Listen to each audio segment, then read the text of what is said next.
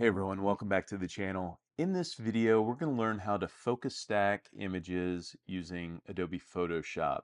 Now I'm going to take you step by step through my process from selecting the images in Lightroom to bringing them into Photoshop to actually do the stacking.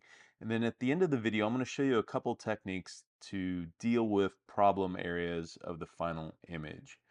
If you want to follow along with the actual images that I'm using for this video, I'll provide a link down in the description so that you can download them. Better yet though, if you have your own focus bracketed images, you can follow along step by step as well. So let's get started. All right, so we're in my Lightroom catalog, and if you watched my last video, this scene looks familiar. Essentially, I took you guys on a hike with me on the Lone Star Trail in search of a decent scene or subject to practice focus stacking on. And this subject fulfilled that purpose.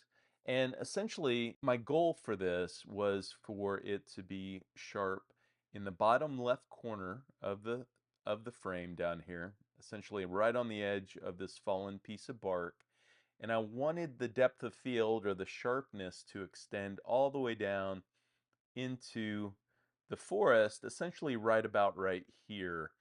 And it can be, lose sharpness beyond that for this particular scene. But that was kind of my goal.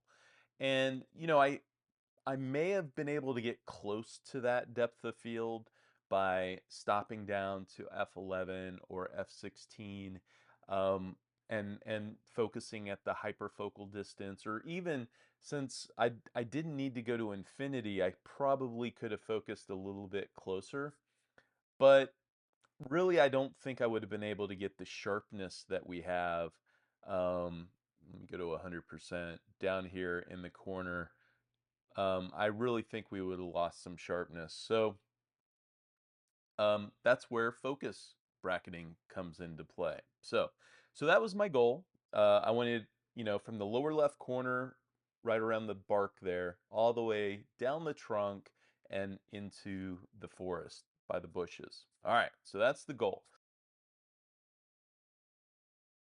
Okay, so step one is importing into your catalog. Now, I'm going to assume, since this is a more advanced topic, that you already have that step down. But what I do recommend is that you organize your catalog in a way to keep the bracketed images away from other brackets or single shots. So what I like to do is I like to put them into folders, or you could group them into stacks. Either way, but somehow, separate a bracket from a single shot.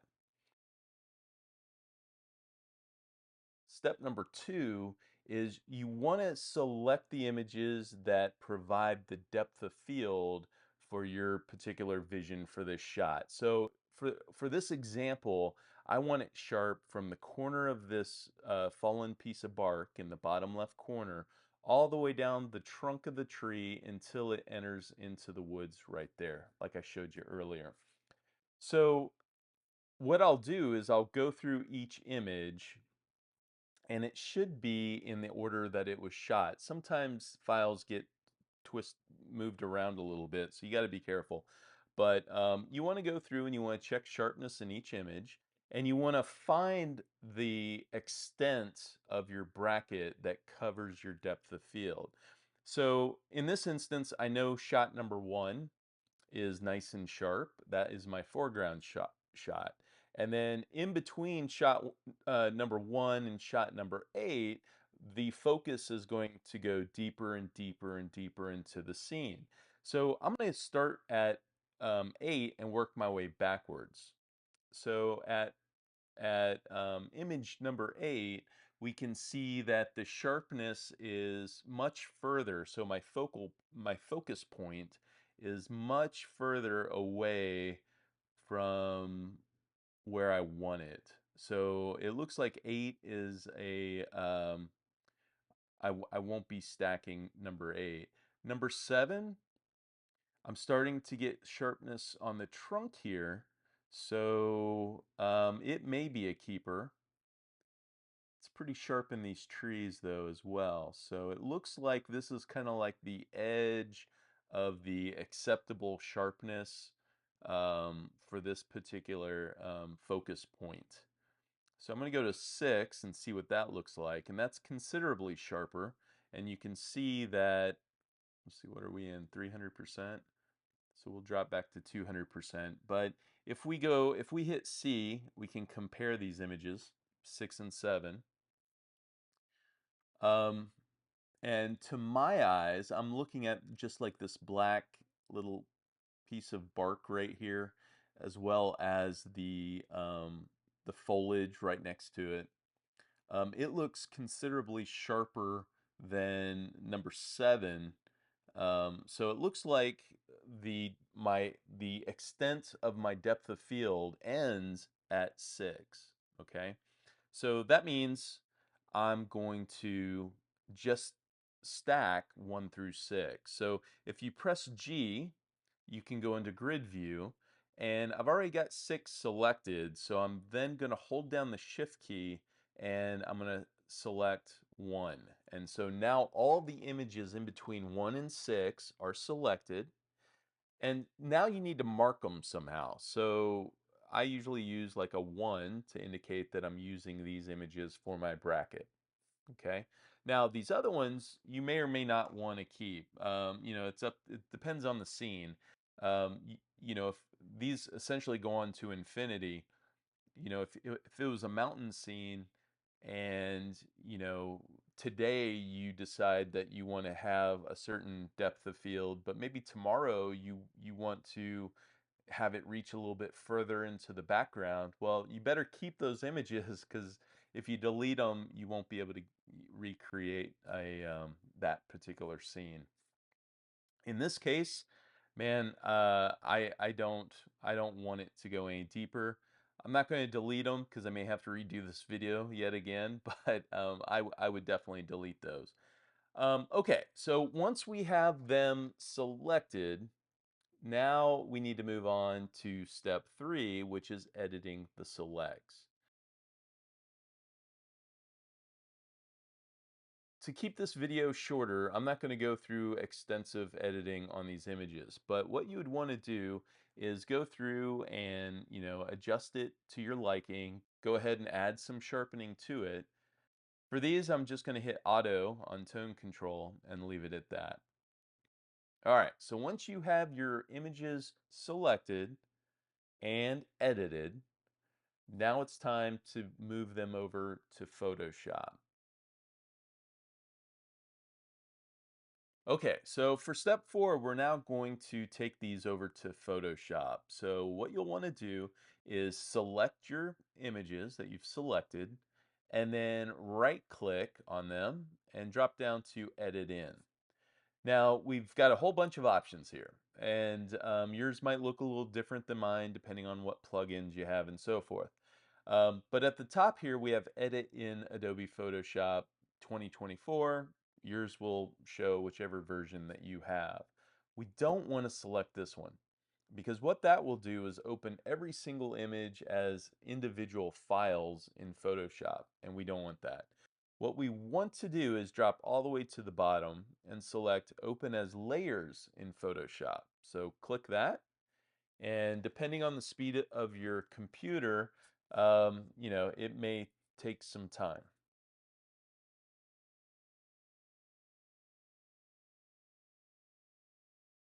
Okay, once it finishes loading all your images as layers, it's time to move on to step number 5.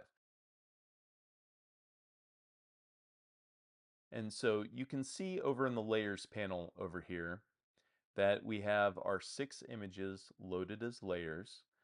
And now what we're going to want to do is align these layers. So select the top layer, hold down Shift, and select the bottom layer, and that will select all the layers in between. Then go up to Edit, select Auto Align Layers, and a window is going to pop up. You want to select Auto. It does a great job in Auto. And then I typically leave these 2 boxes unchecked and then hit OK.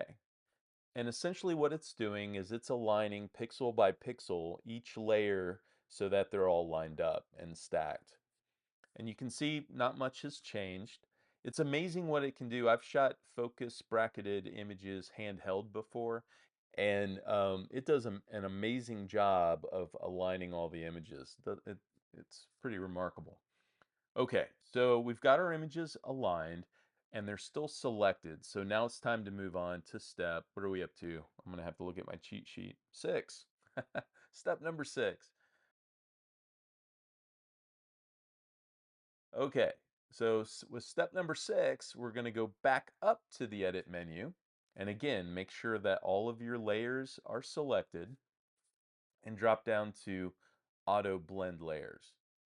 Now you'll want to make sure that stack images is selected and seamless tones and colors is checked. The bottom one for content aware fill transparent areas, I typically don't check because usually I have to go in and edit the mask, which means that I'm going to have to go ahead and compress or merge the layers anyways. And I end up deleting the layer that this checkbox actually creates. So I usually leave that unchecked, but you can try it out and see if it works for you. Once you got those two items checked, so stack images and the seamless tones and colors, go ahead and hit OK. Okay, for step 7, we're going to go through and we're going to pixel peep this image and essentially zoom in and check for any kind of masking errors. Now, if you look over in the layers panel, you'll see that a layer mask has been applied to every single layer. And if you're not familiar with layer masks, I'll give you some tips. The one thing to remember is that white reveals and black conceals. And so all of these, and I'll go ahead, if you select option and then click on the layer mask, you can see the actual mask for that particular layer. And so everything in white on this first or this top layer is going to be seen in the final image. Everything that's black is not going to be seen or it will be concealed. I kind of think of it like if I was standing up on top of this layer panel and looking down, all of the areas in black are like holes allowing me to look into the next layer below it. That's how I kind of think about it, and it kind of helps me conceptualize it. It can be a bit difficult if this is new to you to kind of wrap your head around, but that's essentially how layer masks work. So I'm going to just click on the layer mask to option click to bring the image back. And so now we'll start pixel peeping, going through this image and seeing, if there's any masking errors. And I don't think I don't think I've ever had a focus stack that was perfect. So I'm anticipating a few errors here. All right, so we'll go ahead and zoom in and we'll start with our foreground, and it looks pretty sharp. And by the way, you can see this area that is transparent going around. If we would have checked that bottom checkbox um, where it said it would fill with content aware fill, all of that would have been filled in. But if you look over here, probably that looks pretty sharp. Sometimes on the borders, you really have to be careful because it starts to get really blurry. And yeah, you can see it like right here. See how blurry that is? So I typically need to crop in anyways, so that that content aware fill generally never, benefits me at all. So anyways, back to pixel peeping. Um, So you want to just kind of, zoom into 100%. We're about 73, that's fine. And you want to look for anything that kind of looks fuzzy next to something sharp. And so far, so good. The bark, the broken part of this tree looks really good. That looks really sharp. I was shooting with the 24 to 120, and and it is such a nice lens. It's a Nikkor Z 24 to 120. Okay, so here's a couple areas. So like this. So we've got the bark of the tree is nice and sharp, and then it gets kind of blurry right here. It's kind of blurry down through here. So Photoshop had a difficult time with these areas masking them. The other thing I see, which I didn't notice when I was shooting, is this. It looks like a stem or a something coming from this fallen tree, and it starts out sharp, but then it quickly becomes blurry. And so I'll show you a little bit later how to handle something like this, but these are the types of things that we're looking for. So I'll continue through the image and see if we can see any more. All right, looks pretty good. So that is step number 7. So we've identified that we're going to have to edit some masks. So now what we'll need to do, I think it's step number 8. Yeah, step number 8 is actually edit and fix these issues that we have. Okay, so for step number 8, we've already identified the areas that we need to fix. So we need to fix a few areas here on the side of the trunk, and then we need to remove this stem that's coming out. And we're going to do the stem a little bit later because we need to merge the layers first. But we will work on one of these areas, and I think we'll work on this area right here to mask in. So the first step that we need to take is we need to determine what layer that those sharp pixels reside on. And it's pretty close to the foreground, so it's either going to be in the top layer or the one right under it. So the first thing we need to do is we need to disable the layer mask. So you can do this a couple ways. You can right click on it and select disable layer mask, or you can hold down shift and then select it, and that'll disable it. All right, so going from masked on to mask off, obviously we can see that it's quite a bit sharper, but let's compare that to the lower layer by disabling its mask and then unchecking the little eye that for layer number 1.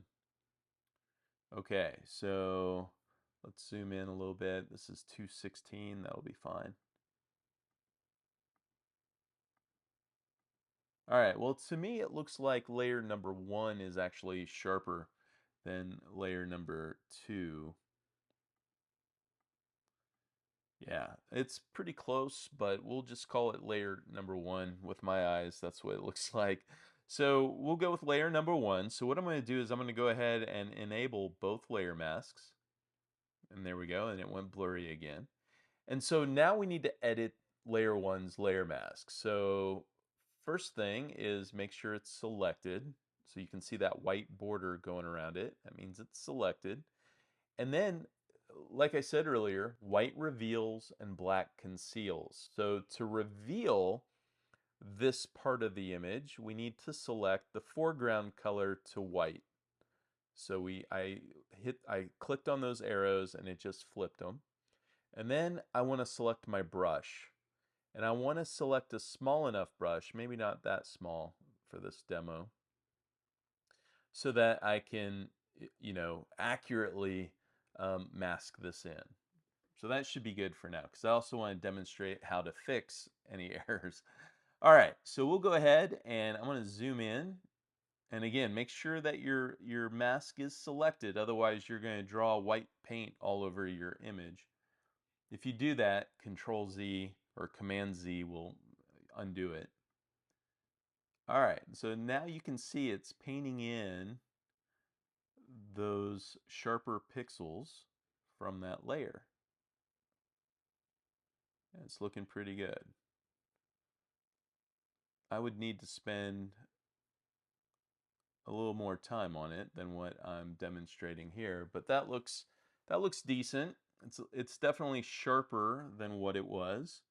Um, but I bled over in a couple areas, and I'll make a big mistake right there so we can easily see it. So to fix that, I'm zoomed in at like 800% here. So to fix this area right here, remember black conceals. So all I need to do is flip the foreground color to black, and I'm going to go ahead and select a smaller brush size. That should do it. And then just paint this out of the mask. So you can see this takes quite a bit of time. You may need to get smaller and smaller brushes so that you can really, get your image perfect. But we'll call that good for this image, since all of these are going into the trash can once this video is done. Okay, so I'm pretty happy with that. That looks pretty decent. Okay, so I'm pretty happy with this layer mask edit. So the next thing we're going to do is we are going to take care of this little stem that is distracting.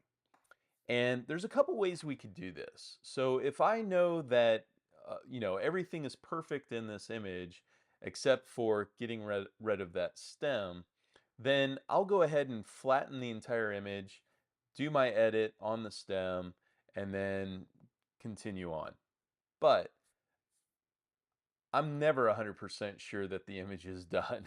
So I may later find that I need to mask some more things, and if I flatten the image, I will lose my ability to do that. So what I prefer to do, and what I recommend that you guys do until you're 100% sure you need to, that you're done with this image, is duplicate these layers. So what you're going to do is you're going to select them all, and you're going to right click, and then you're going to go up to duplicate layers. And this is just asking you, hey, do you want it in this document or another? We want it in this one, and then select OK. And you can see that it put 6 more layers above the other ones, and they have copy at the end. Okay, so I've just basically just copied those other ones, um, or duplicated those other ones. And now what I'm going to do is I'm going to right click on them and go down to merge layers. And that's just going to merge all those layers that I had selected together. And you can see I still have my masks down below. And to get even more organized, if you're working on a really complex image and you have multiple areas where you're working and all this, I like to create folders to organize everything. So I made a group here, and we'll call this masks. And then I can select all my masks and then throw them up in the top there, close it out, move it to the bottom. I can even turn it off, right?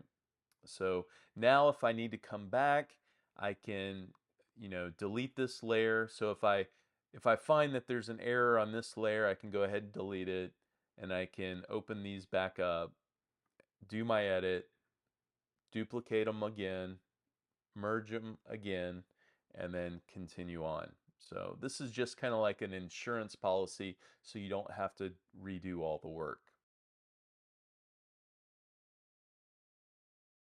Okay, so we've merged those duplicate layers into a single layer now. Now we're ready to move on to step number 10, which is removing any of the distractions. So in this case, it's going to be this twig. And I like to use this polygon tool up here. It's a little lasso tool where you can just click and create your selection. So typically I would zoom in a little bit closer and get as close as I can to the edge of the distraction.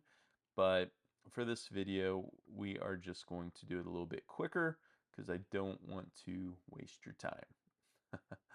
Okay, so that is good. And you can see the marching ants going around it.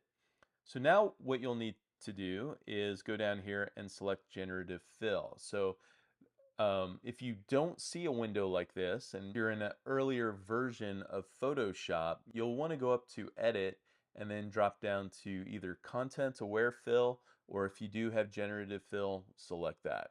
Okay, so we'll use the window down here, and I'm just going to click on it. And then in this text box, you don't need to put anything, just click on generate. Okay, so there we go. It can take some time to fill that in, again, depending on the speed of your computer. But we have basically 3 variations that it's created. So this is the first variation, and that is the second variation, and there's the third. So you would want to zoom in and really pixel peep to make sure, especially if it's something in your foreground, to make sure that everything is lining up properly and nothing is distracting. Um, we'll just say number 1 looks good for now. All right, so we're going with number 1, so I've selected that, and you can see over in the layer panel that we have a new layer, and it's called Generative Fill. And if you're happy with what this looks like, then what you can do is go ahead and select both the Generative Fill layer as well as your merged layer, and then right click and then merge your layers. Okay.